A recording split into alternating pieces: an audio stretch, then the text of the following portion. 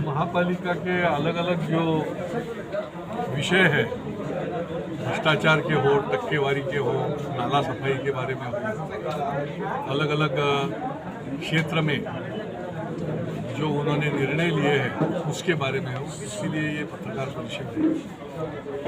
Sir, बिल्डरों पे ठाणे महानगर पालिका में सत्ताधारी का किस तरह से आशीर्वाद है, जिस पे बीजेपी क्या कदम उठाएगी? ये महापालिका में बिल्डर और ठेकेदारों का राज चल रहा है। बिल्डरों के लिए रेड कारपेट है और गरीबों के लिए, आम आदमी के लिए यहाँ पे कुछ सहूलत नहीं है।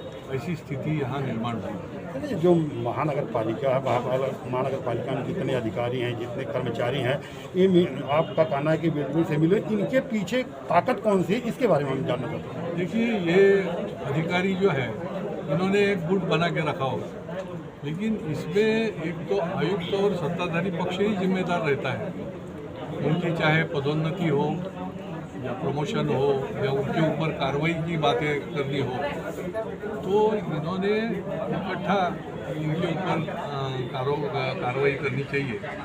महापालिका के एक मेडिकल ऑफिसर कोरोना का इक्विपमेंट खरीदने के चक्कर में एसीबी के जाल में आ गए। ऐसे कितने अधिकारी जो है कि जिन्होंने अलग अलग उनके डिपार्टमेंट गलत काम की है, उनकी नियुक्ति भी गलत है। अभी उन्होंने दूसरे मेडिकल ऑफिसर लाए थे, उनकी नियुक्ति गलत थी, उनको हटाना पड़ा। हमने मांग की, उनको हटाना पड़ा चारुदत्त शिंदे को। सर, महानगर पालिका से ये कारोबार करना नहीं चाहिए। ये कोई आपकी घर की प्रॉपर्टी नहीं है महापालिका। ये महापालिका जनता की सेवा के लिए पारदर्शी रूप से चलनी चाहिए, ये हमारी भूमिका है। इस तरह की कई बार आप लोगों ने निवेदन दे चुके महानगर पालिका आयुक्त को, कई बार जा करके उनसे आपको आश्वासन भी मिला कि इस तरह से गतिविधियाँ नहीं होगी। अगर इस तरह से कार्य चलता रहेगा, फिर आपकी भूमिका आगे आने वाले समय कैसे? देखिए, आयुक्त जी कोई दबाव के अंदर कोई निर्णय नहीं ले पा रहे। उन्होंने वो निर्णय कठोरता से जनता के लिए लेनी चाहिए। और रही बात सुनवाई कुछ होती नहीं है, कुछ उसके ऊपर निर्णय नहीं हो रहा है, तो डेमोक्रेसी में जनता जनार्दन बहुत महत्व का है। तो एक बड़ा जन आंदोलन हमें अलग अलग विषयों को लेके यहाँ पे आगे चल के खड़ा करना। सर, थाने को एक तरफ स्मार्ट सिटी बनाया जा रहा है, तो वहीं कई ऐसे प्रभाग समिति हैं जहां बड़े धड़ल्ले से अवैध कामों पे मतलब जोरों शोरों से अवैध काम किए जा रहे हैं, लेकिन थाने महानगर पालिका आयुक्त हों चाहे सत्ताधारी पक्ष हो, इस पर अंकुश नहीं लगा पा रहा है। इसका मूल कारण क्या है? अवैध बांधकाम जो चालू है, सबसे ज़्यादा ये कोरोना के काल में ये चल रहा है। ये विषय एक हम अलग तरीके से आगे चल के ले आ रहे हैं।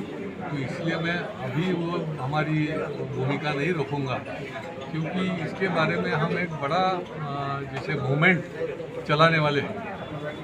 ग्लोबल हॉस्पिटल को लेकर के आप क्या कर रहे हैं? देखिए, ग्लोबल के बारे में जो सब लोग देख रहे हैं, जो बीमार हैं उनके फैमिली मेम्बर्स हैं, उनको भी इतनी तकलीफ हो रही थी, लेकिन इसके पीछे कौन सी ताकत है कि एक एजेंसी, एक कॉन्ट्रैक्टर को आप हटा नहीं सकते, जिसके खिलाफ सैकड़ों कंप्लेंट्स हैं। यानी लोगों की सेहत स्वास्थ्य आपको महत्व का है या ये ठेकेदार आपको महत्व का है, ये सवाल है। सर, थाने महानगर पालिका का आयुक्त 3 साल के लिए, अदरवाइज ऑफिसर के लिए 5 साल के लिए, उसके बाद भी उस पर ऑफिसर उसी पद पे काम करता है, उसके बाद में क्या कहना है आपको? अभी तो ये आयुक्त तो मेरे ख्याल से 1 साल भी नहीं हुआ है। आयुक्त के पद 3 साल के लिए थाने महानगर पालिका का, लेकिन बाकी ऑफिसर 5 साल के लिए वहाँ पद पे, उसके बाद भी उस पद पे हैं वो लोग 10-10 साल तक, उसके बारे में क्या कहना है? बाकी अधिकारी जो है वो वहाँ पद पे रहते ही है, उनके क्वालिफिकेशन के अनुसार उन्होंने वो पद पे रहना चाहिए। अगर वो क्वालिफाई नहीं होते हैं तो उनको उस पद पे नहीं रखना चाहिए, लेकिन ये भूमिका लेकर महापालिका नहीं चल रही है। सर, महानगर पालिका में कई ऐसे अधिकारी हैं जिनको उपायुक्त का पद है, लेकिन शैक्षणिक देखा जाए तो वो नहीं है, तो ऐसे पे भाजपा का क्या? नगर विकास खाते के पास हमने इसकी चौकसी की मांग की है और निश्चित रूप से उनके यहाँ से एक सकारात्मक निर्णय आएगा।